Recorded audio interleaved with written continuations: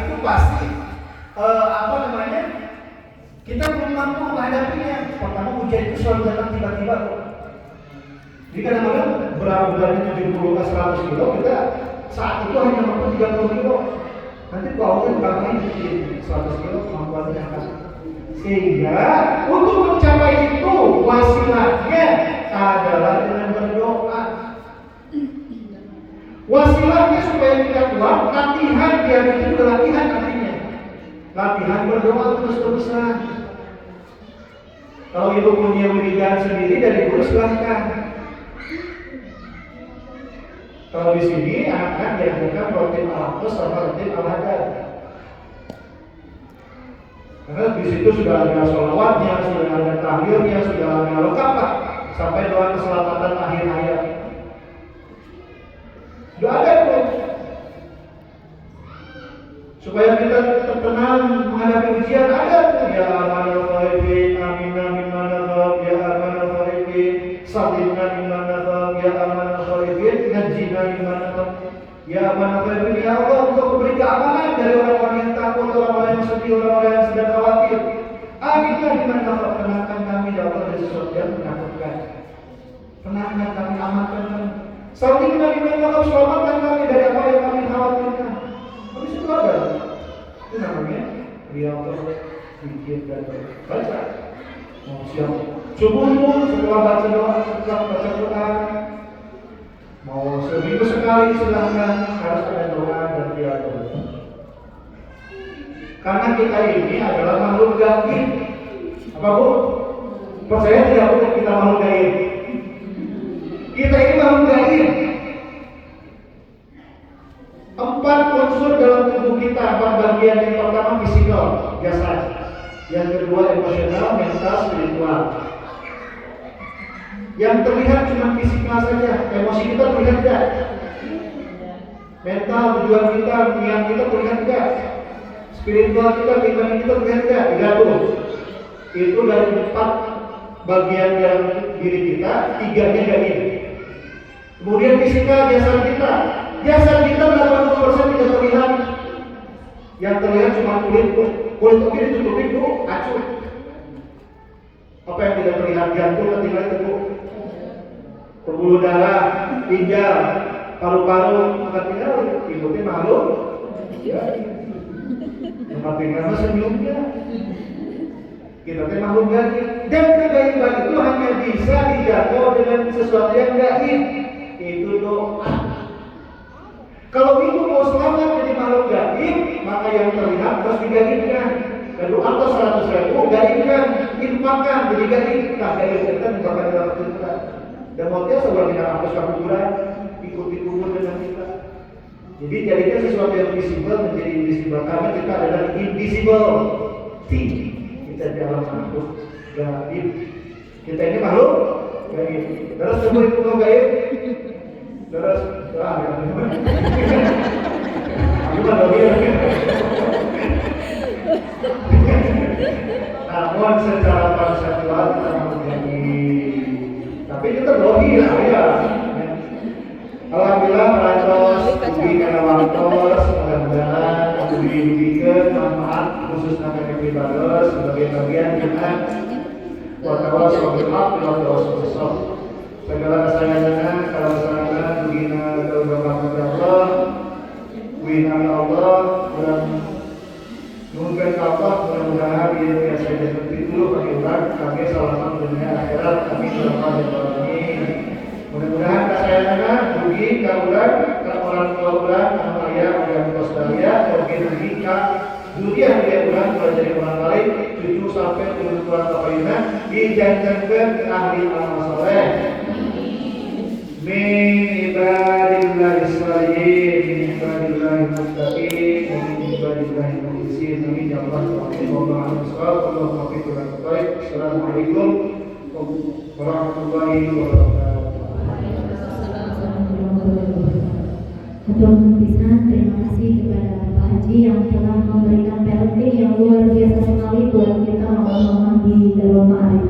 Dan luar biasa sekali memang ya mama-mama, jadi orang tua itu sabarnya bisa setipis tisu, bisa suruh pendek tadi kata Pak Haji.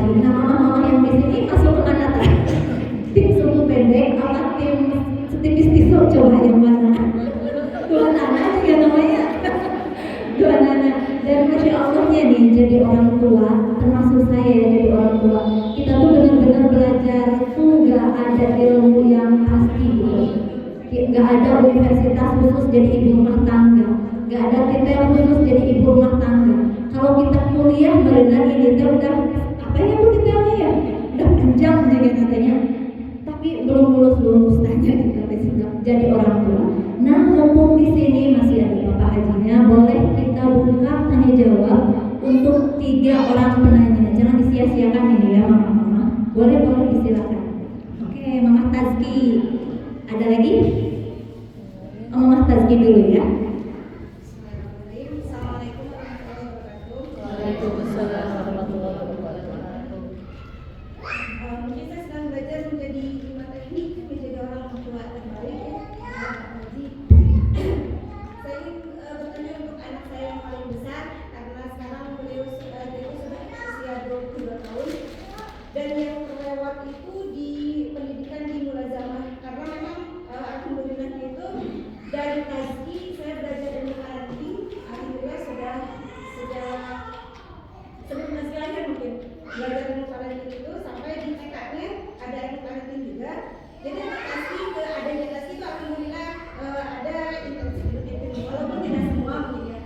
Nah untuk kakaknya ini, yang 2 kakaknya ini terlewat di situ. Bagaimana cara memperbaikinya? Karena kan untuk memperbaikinya itu sulit karena memang dia itu sudah di luar sekarang sudah tadi sudah pelepasan ya, sudah mandiri dan sudah kuliah. Bagaimana caranya memperbaiki? Kayak misalkan untuk pembiasaan sehari-hari kayak beresin kamar gitu, menyimpan barang di tempatnya gitu kan seharusnya sejak dari awal gitu. Dan itu bagaimana cara memperbaikinya? Itu saja. Assalamualaikum warahmatullahi wabarakatuh. Ya di masa pelepasan seperti itu memang lebih kepada ibu masuk kepada teknik ubah tarbiyah ya. Artinya banyak dialog lebih kepada misalnya ibu ada kesulitan apa di perkuliahan misalnya, ada kesulitan apa dalam pengelolaan emosi, ada kesulitan apa dalam menghadapi berkaitan dengan teknologi. Itu hanya sampai ke situ sekarang. Karena ketika misalnya, tapi ketika ibu misalnya ini dalam dialog ini ada kesepakatan lebih bagus tuh. Ibu boleh karena ketika kita membuat reward and punishment juga usia segitu sudah ngapain ya gitu. Tapi kepada dialog saja sekarang itu. Kemudian nasihat dan doa apa yang penting? Mau kakak, maaf ya ibu, mungkin boleh dikatakan bahwa mungkin nasihat ini kan ini perintah dari Allah dan Rasul. Nasihatnya dari rumah, cari pertama itu pergaulan terbaik, jauhi pergaulan buruk, itu saja. Karena anak-anak seperti di usia kecerdasan ini sudah di usia seperti ini sudah bukan lagi berkaitan dengan kayak anak-anak ya, lebih kepada dia kritik kalau areanya lebih besar. Kritikal areanya selalu mempertanyakan, tidak mau ditekan juga. Dan yang namanya pendidikan di usia segitu paling besar itu pengaruh lingkungan. Jadi ibu lakukan proses dialogis dengan si hal ini. Ketika setuju lebih bagus untuk memilih program terbaik dan terus menasihati. Menasihati ya. Karena sekarang sudah tidak bisa lagi mengajarkan, bukan berarti tidak bisa menasihati, nasihat boleh, tapi secara efektivitas sudah berkurang sekali. Tapi ketika ibu memberikan nasihat dengan cara yang baik dan masuk, itu lebih bagus. Jadi menurut saya cara terbaiknya ketika zamannya sudah terlewat, itu sudah 21 berapa? 22 ya, itu sudah pelepasan. Dan sekarang tuh dia tuh lagi pendewasaan diri, jadi kayak